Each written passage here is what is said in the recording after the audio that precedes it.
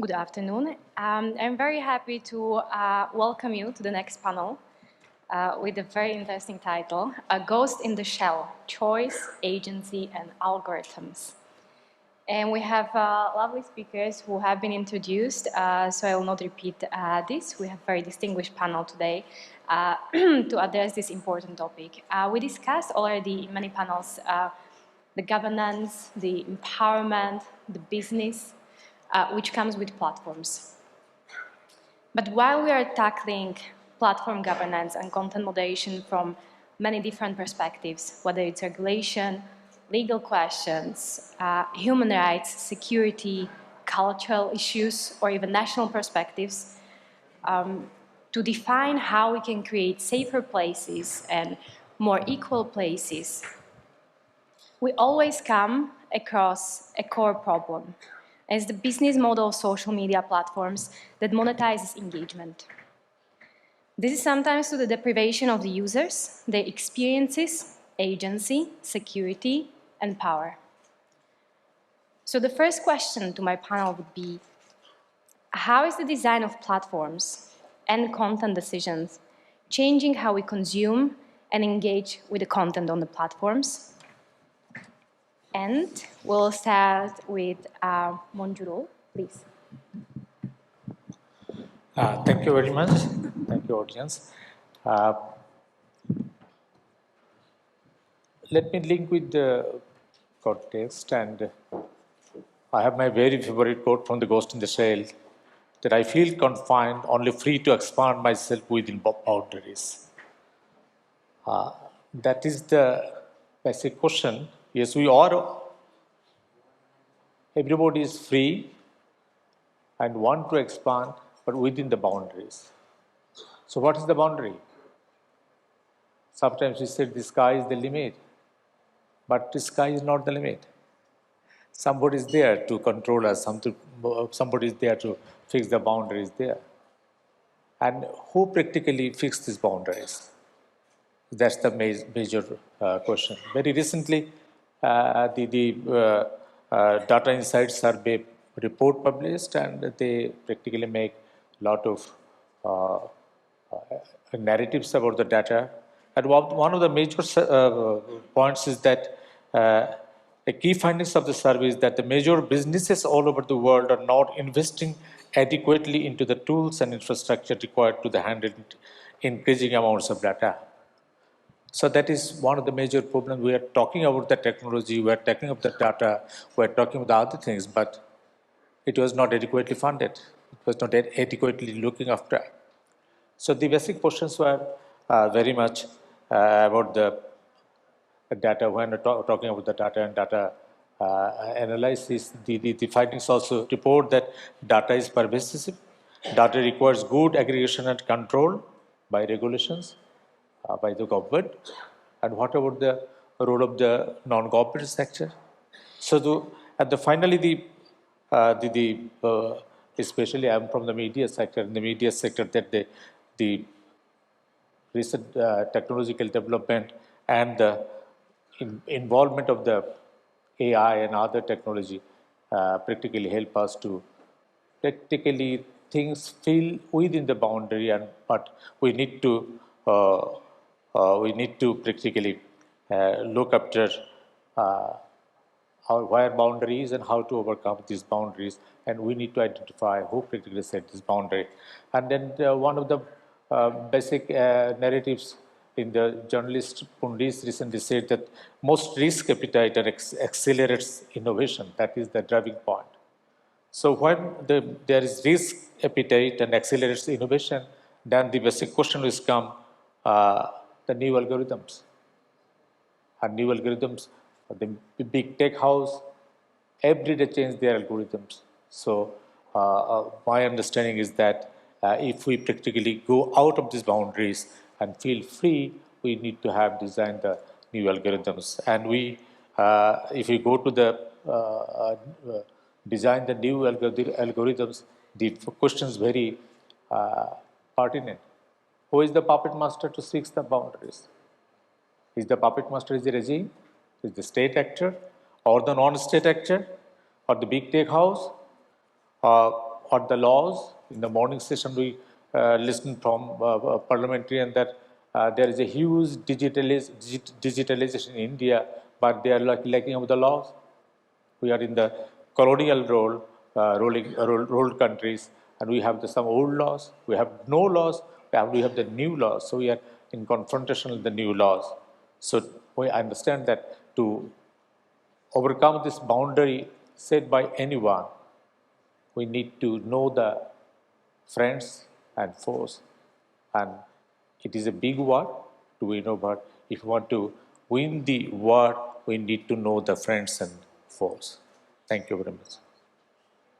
Thank you. Niniane, prior to the panel, we were discussing very specific initiatives you've been working on toward empowering users and their experiences online, their safety, security, their agency. Would you like to introduce some of those together with the answer to this question? Good evening, and thank you very much for being here. So one of the big issues, of course, is always the question, how can we give users more transparency, more information, also more agency and understanding on what is happening behind these platforms? One of the core issues is that they are designed in a way that pushes them to, for example, to remain longer on the platform, to buy things, or there are like decisions taken by an automated decision-making tool, by an algorithm, which will happen more and more, and which is also part of the technological evolution. But I think the importance is that people know about these, that people are aware, and the question is, how can we give the users a tool that they can make better decisions, and how can we bridge the principles to the practice? That was one big question on which we worked in Switzerland with the Swiss Digital Initiative Foundation based in Geneva, with several stakeholders, with the UN organizations, with civil society stakeholders, but also with corporates to tackle these questions, because we are convinced that everyone agrees somehow that something needs to happen, but the question is how and what concretely can be done, what kind of tools can be implemented to give users more agency. And we worked over the past 2 years on the world's first label for digital responsibility, the Digital Trust Label, which on one hand wants to give users more information in 4 categories. So it's security, data protection, reliability, and fair user interaction. But on the other hand, it guarantees also a certain standard, so that the users really know that they can rely that certain criteria are fulfilled. And with that, we also really want to give them the transparency. So I want to make a very short example. So if they are applying, for example, for a job, or they are using a tool where an automated decision-making tool is in place, they will be aware, and they know, and they can also ask that, for example, a human will check the decision made by a algorithm. Thank you. And I will just have a minor sub-question to this one, because it just often when we discuss the tools for people, how we need more tools, they need to be more empowered, etc. On the other hand, they already have many tools in their hands how to navigate the process on the platforms. And many of these, when it comes to privacy settings, when it comes to what they see on the platforms, with whom they engaged, etc., are not being used. Do you think that awareness raising in this field could help people to use these tools and then know also how to use the new tools, which should enable even better experiences? Is awareness enough, Or will there still be segment of users who simply prefer convenience to their security? Yeah, I think there is this privacy paradox, right? So people know actually that that their data are being shared. People know that, and still, a convenient platform, people tend to use or prefer convenience over privacy. But what we also have observed over the past 2 years, especially during because of the acceleration of the digitalization of due to the COVID pandemic, is that people becoming more and more aware of this issue and are asking for more control, for more accountability, and for more transparency.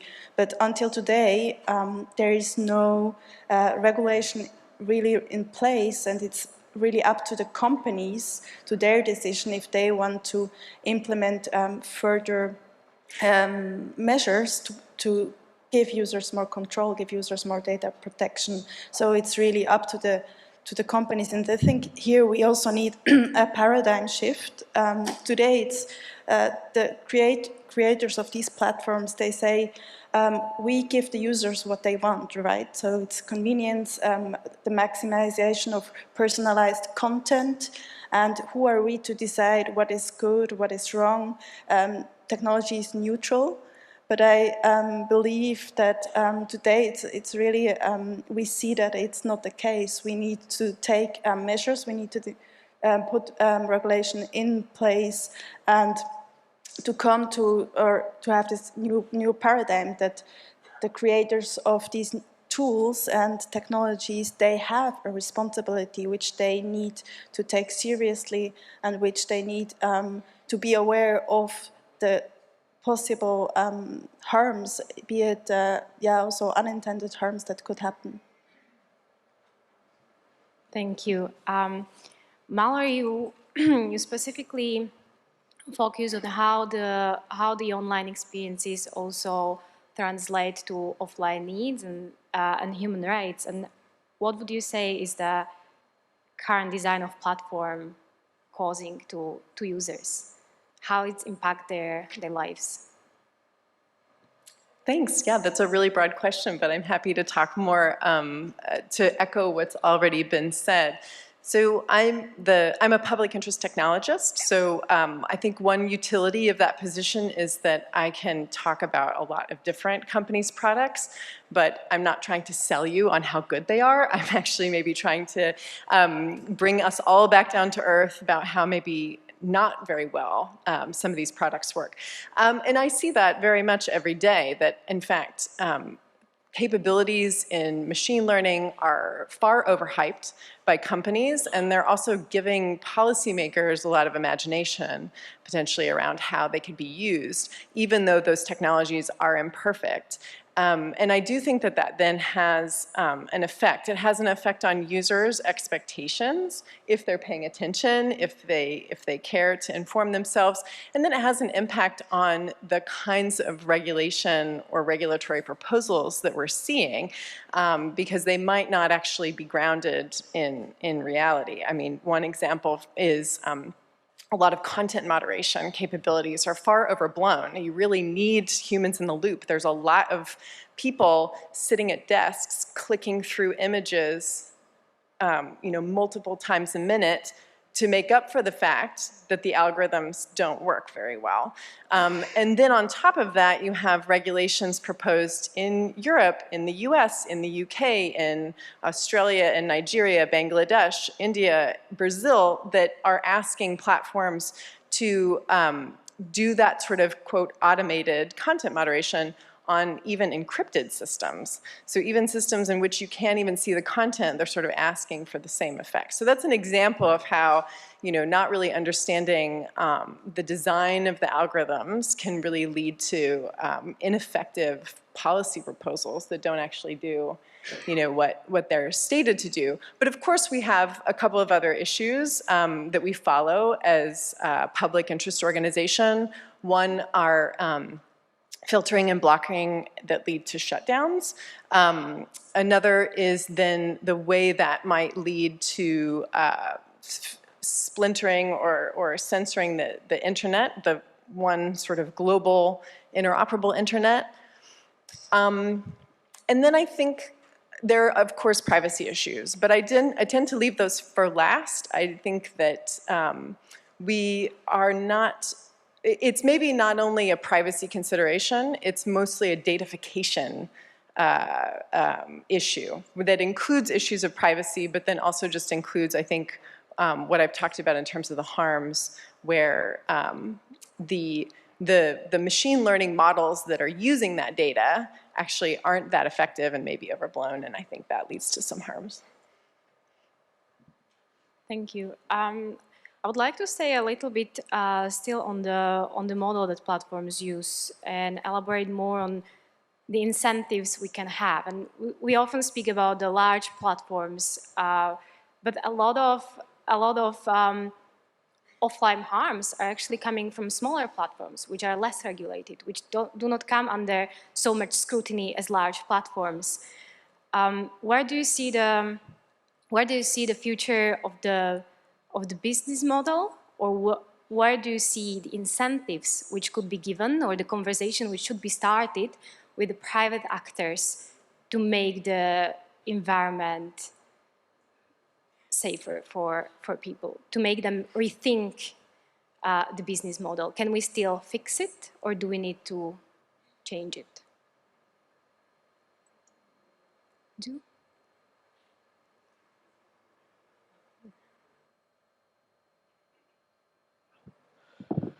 Well, you're, I think, in one point right, that not only the big business model will be the model for everyone.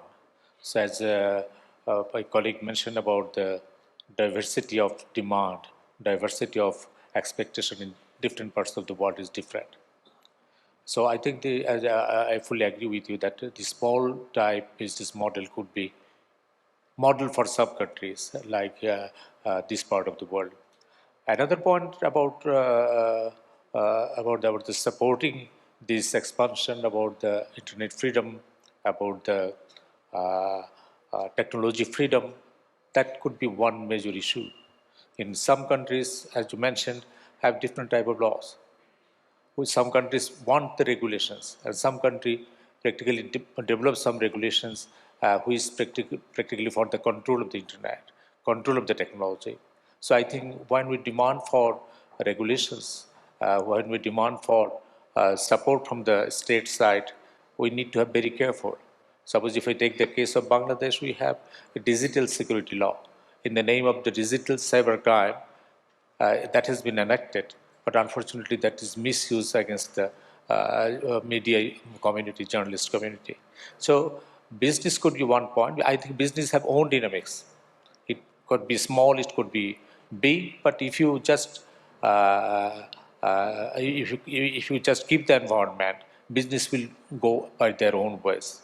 So that is one point. But by the name of the regulations, by the name of laws, that shouldn't be restricted. I understand this way. Thank you. So I can share just some of our experiences we made over the past few years, working also with companies on the question of digital trust and digital responsibility by developing a label for digital responsibility and trust. And we believe that a label or labeling frameworks could be one option or a model to incentivize companies to apply certain criteria or to become more responsible in a certain area. It's not the only solution, but it can be one of different measures. And what we saw is that a lot of companies, they are actually really interested in how can they become more or implement corporate digital responsibility. But the question is always like where to start. So today what we see is that it's still kind of fragmented, and everyone is doing something and restarting again with new measures, trying out new things. So I think there need to be some kind of a consensus, and but we see the development goes into the right directions, for example, in the EU, but also, for example, the White House announced a cybersecurity labeling framework, so some weeks ago they want to do. But what I think is very important is also what we see in Switzerland is a lot is happening and everyone is doing something in their corner, but what is important in my eyes is this multi-stakeholder approach and more collaboration so that we don't have to reinvent again the wheel, but a lot of work is already being done. So I think we need to join forces, do more partnerships and alliances where similar interests are pursued. I can briefly comment on that as well. I think that there already is a big incentive for platforms with user-generated content on them to keep spam and other kinds of unwanted content off. Otherwise, users won't want to be there.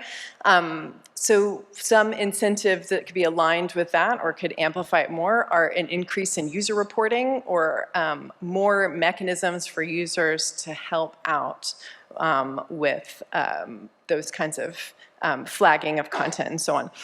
I would also mention that things that I think are current ideas for incentives, but that actually tend to backfire. So one is that we are so hyper-focused on user-generated content platforms, and we forget that a lot of the internet is made up of platforms that don't have user-generated content on them. Google search, for example, is an indexing of websites. Amazon Web Services is probably far more vast than anybody could imagine. It isn't just an online shop where you can buy books and body lotion. It is most of what Facebook and all these other companies actually run their services on top of. Lots and lots of business-to-business stuff. Anyway, I think that we have to, if we're thinking about incentives, we have to think about more than just social media platforms to come up with varied approaches. And then the last thing I'll say is another approach that can sometimes backfire is when we're talking about algorithms, bias, algorithms that are, like I said before, don't work as well as they're supposed to. The only way to fix that when it's a data-driven algorithm is to find more data to train it on, to train your model on. And there's some kinds of data that really just don't exist in vast quantities. So, for example, we're lucky that maybe there isn't that much terrorist content out there.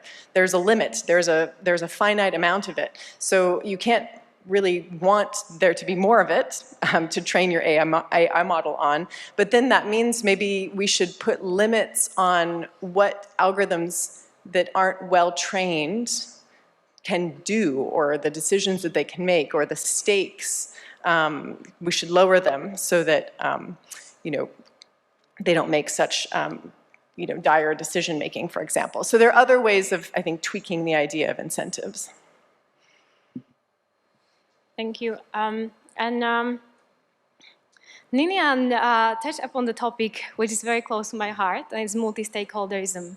Multi-stakeholderism is one of these ideas like human-centric approach, human rights-centric approach. It's an idea on which is a core idea on which so much work, especially of civil society, stands upon in this field. Whether in platform governance or online spaces, cyber in general. But when we start discussing the nitty-gritty of it, how to actually get stakeholders to the table, who are the relevant stakeholders to engage with, who needs to be represented, who should have voice, who should have vote in these discussions, and how to not only make these processes available, but how to actually get those people or those organizations, those voices to the table? Yeah, very good questions. So the big question is always also, and that's what we also discussed at the very beginning when developing this label, who is the civil society? How do we engage civil society? And when you talk about civil society organizations, a lot of them, they run with very little funding, so they don't have a lot of resources to contribute to these processes. And on the other hand, like citizens, engaging citizens in a real participatory process is also a huge effort, a lot of work. How do we get like the everyday person into these processes, which is really challenging. And we haven't found the perfect solution, but we are convinced that civil society stakeholders need to have a seat at the table and need to be included from the very beginning in these processes. And you were just talking about biases in algorithms, and it's what we see today, right? That these algorithms are trained with data that are maybe excluding certain minorities and don't recognize that. So I think one big part of developing these tools and platforms is to really keeping in mind to whom are they addressed, and also to probably raise awareness with the people who create these tools and platforms, that what kind of bias could arise, and trying to keep that already in mind at the very beginning of the development process, and trying to diversify also the people who are creating these tools. Thank you. Would anyone like to add to the discussion on this? Just since I am from civil society, I would just really briefly say that I think you're absolutely right. There's not a lot of capacity, and there aren't enough civil society people engaged. And so that's why I think it's very, very important to properly utilize or leverage those that are engaged in the right places. And so, again, I would just say that I think there's a lot of focus on user regulation of online platforms and not nearly enough focus in other areas. So, for example, I, as a technologist and cybersecurity expert, have to really fight my way into rooms where national security or digital security are being discussed. Because as a civil society person, I'm supposed to just be worried about freedom of speech over there, content takedowns. But I've got other things to worry about as well. And it's so very rare to find civil society in those spaces as well. So I think we have to be strategic about how we get civil society to show up in the right places. I think when we talk about the civil society, we should not exclude the women and young generation differently, because the very recent study shows that in the media that TikTokification is the new term is coming out, and that TikTok practically go beyond the normal videos, and young people have enormous support in TikTok side. So I think in the name of broader civil society, the young and women should not be marginalized. In the morning session, we just heard from one parliamentarian that how the women in rural India has involved with the digital systems. With their small chips, they can just push their rights and their relationship with the policymakers. So I think it's very important to community involvement, very important to civil society involvement, but please be specific on some issues that the young generation and the women should be the part of this policy making. Thank you. This opened a very interesting question. When we see the development of the engagement of younger generations, especially, what is the future for users' experiences on these platforms? Are we really moving more to doom scrolling, short attention span, lower quality content, or how can we change this trend? What is the future for our engagement? How do you envision in some years what will be the new trends on social media platforms that we may see?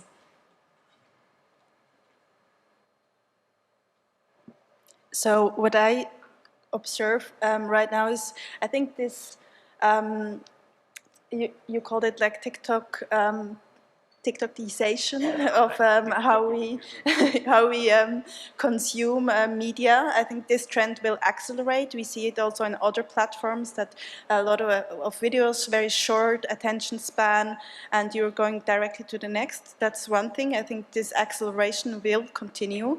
And another thing which also worries me a bit is that there are like a new generation of system in place that can create fake images in a very real manner. So it's very difficult to see if this is a real image or a fake image. And I think there we have a huge issue because it's very easy to manipulate people with that. And of course, the more contradictory or like problematic issues or content will go more easily viral. So I think we need to really, for the sake of democracy, also to invest in digital literacy and education of the people, and also flagging, for example, these kind of fake images, because I don't know, I see it really, probably you can also add on that, but I see it really as a bomb for digital trust, and like the question like is already there today, right? Who do we trust? What do we trust? And in the end, it becomes a very emotional debate. And how can we come to a more objective debate again?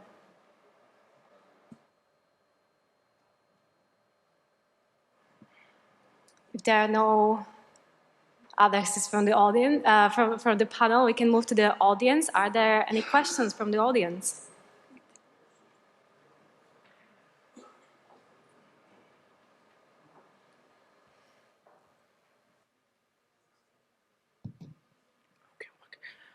Thank you. My name is Surinder Singh. I'm so sorry to pop up again for a question here, but seems like I should. Thank you. The question is to, if I may address you as Mallory. I mean, my question is based on two opinions, or rather the propositions. First, we've already seen that eternal vigilism, or let's say the everyday vigilism, is the ultimate prize of a democracy. Second, we already know that any technology is as good or as bad as the people who are using it. Fire, nuclear bomb, gunpowder, whatever that could be, and then list goes on. Should we still be discussing how the algorithms should work, how the social media should be regulated? And I mean, there are a lot of complexities as you want to go ahead and dig deep into it. Or rather, the discussion should move on now, finally, to how to legislate it, how to actually ensure the society understand that first you've given too much power to these platforms or algorithms, and then move on as a responsible democracy. Thank you. Thanks. I think your question was, should we stop worrying about how the technology is designed and now define laws? Okay. So I think a few reactions to that. I don't think that these technologies are by any means neutral. When it comes to especially data-driven technologies, they're based in data. They're based in what we've already measured. And if we live in a biased world, we've measured that biased world, and now we're training machines to understand our measurements of our biased measurements of the biased world. We're adding layers of bias here, yeah. And so it really does, algorithms and artificial intelligence really are the most basic expression of the world as we see it. There's very little nuance. There's very little room for fine decision-making, which is, if we're thinking about the human rights framework from the last many decades, nuance is everything, right? Especially when you have rights that conflict, when you have different jurisdictions or cultures that are applying them differently, nuance is very important. And you don't have it with these technologies. And so that, I think, is a political framing. That's not neutral. Next, I would say, even if you could define, and maybe this is what, I'm not necessarily saying that I disagree with policymaking, I just want to, or regulation, I just want to uncover where things can go wrong. Really, I just trouble everything, really, I'm very sorry. The problem then with regulation is you have to then, the regulation is expressing something that the technology now has to do or do differently.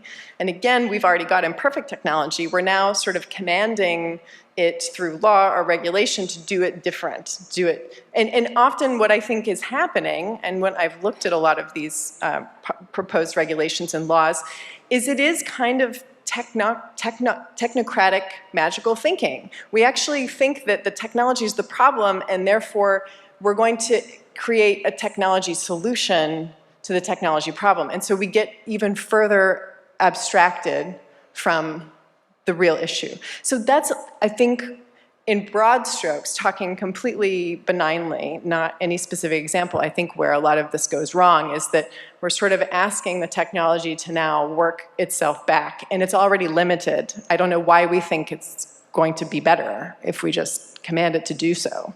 That's the issue. If I can add on that, it's exactly what you said, like finding a technological solution for a new technology. I think that's the issue, right? So it's not just a technological question, but really a societal as well.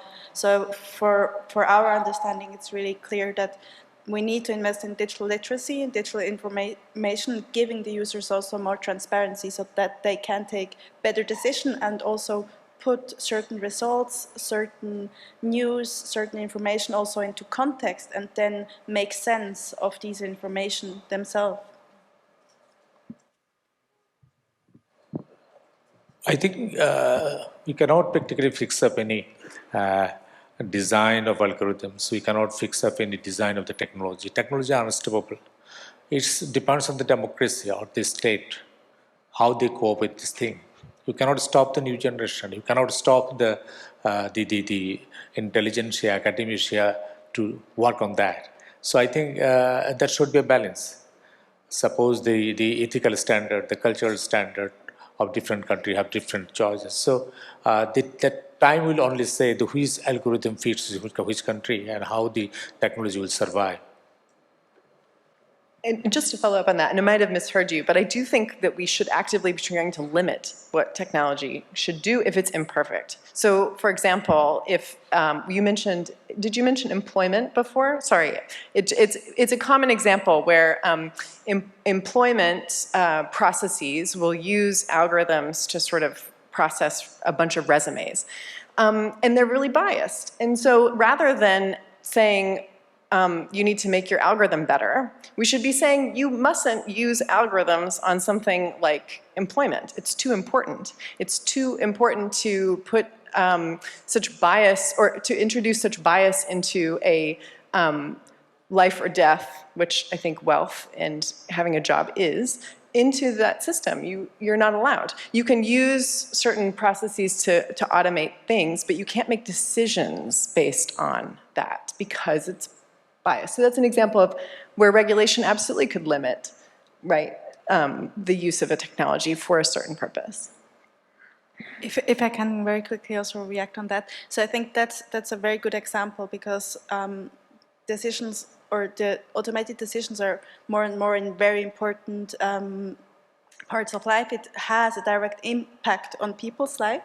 So I don't think that we should say, okay, we don't use these tools anymore, or we prohibit these tools, but very important is that people know, for example, that there is an automated decision being taken, and then they have the possibility to challenge this decision and get the decision checked by a normal person, by a human.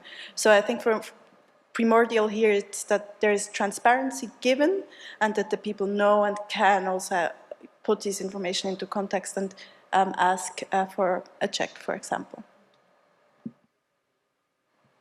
Thank you. I think you can have one more question from the audience. Yes, please go ahead. I'm Michael Nelson from Washington, D.C. Good to see you, Mallory. And I'm at the Carnegie Endowment for International Peace. But a few years ago, I taught at Georgetown in the Communication, Culture, and Technology program. And this is a discussion that is really being distorted by the words that are being used. several of you mentioned the need to focus on the use of the technology rather than the technology itself.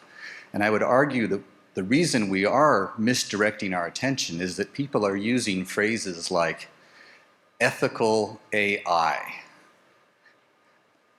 The assumption is that somehow the technology will be only able to be used by good people for good things. We should be talking not about ethical AI, but about responsible uses of these technologies. And so my question for each of you, and it's a two-part question, you can answer both parts or none of them. Is there a single phrase that you'd like to get rid of that you think is distorting our discussions here? And is there another phrase that you think would be a better way to think about these issues? Because bad memes and bad bumper stickers and bad buzzwords lead to really bad policy.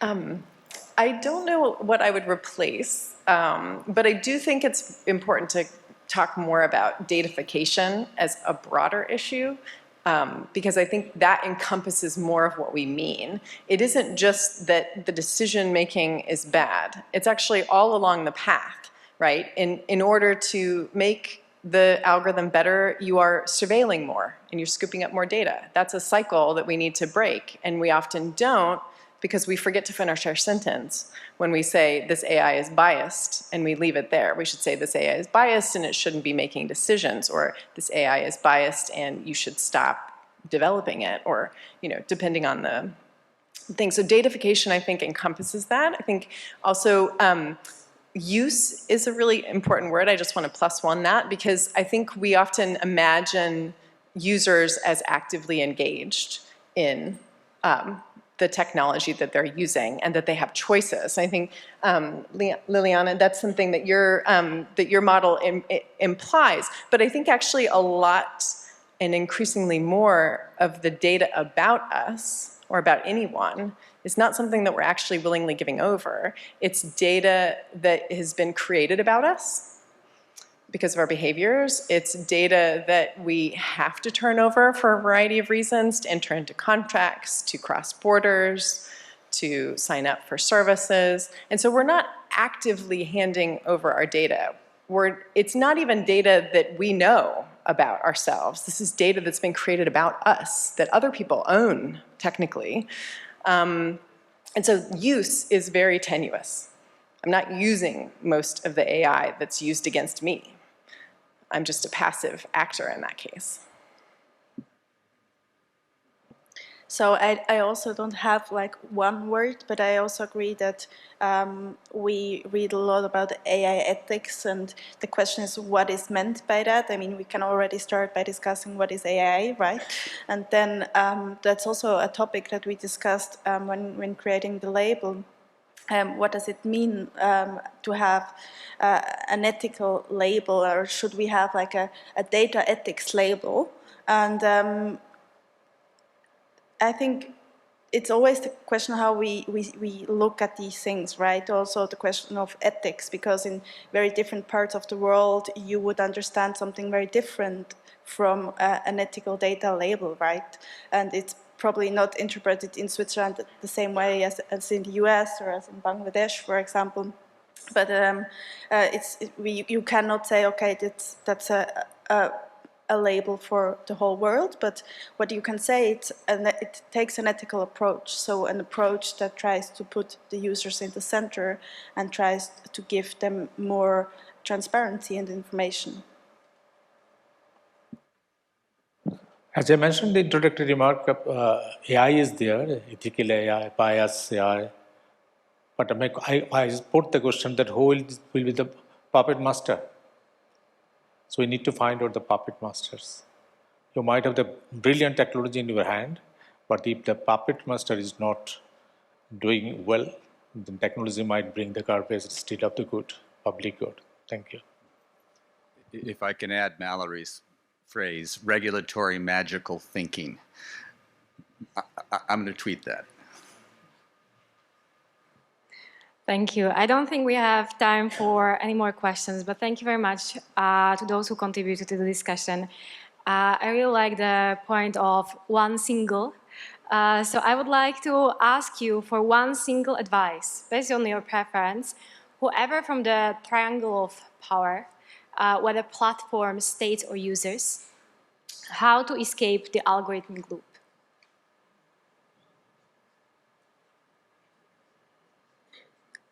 One advice you want to wrap up with? For end users, for states, or for the platforms themselves. Whoever you find is the highest on the priority, it would be the best improvement. One single advice, if they listened, what would you say? Who is ready? I think that's a tough one, but I can give it a try. So because we are always taking the user's perspective, and I think for the users it's really a quest to understand better how these technologies function, or what kind of impact they can have, and also to try to get more transparency and also demand this transparency towards these platforms. So I think in the end, actually, the users, they can have quite a lot of power. We also, no, I don't, well, stop here now. But yeah, I think the users have a lot of power, and they can really demand also the transparency, the more control, and these tech platforms also take certain responsible measures.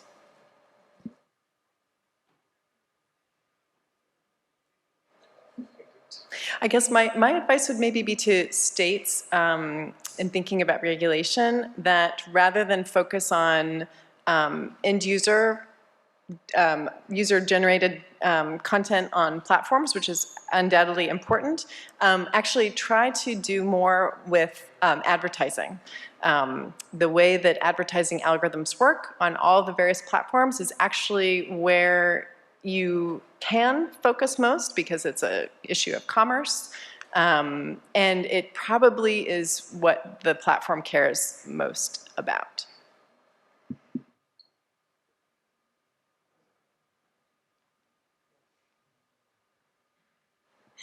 Thank you very much. So we heard more responsible measures, focus on advertisers, and thank you very much for wrapping up this session. If there are no further comments, I will close this panel, and thank you very much for all the contributions and for the great discussion. Thank you.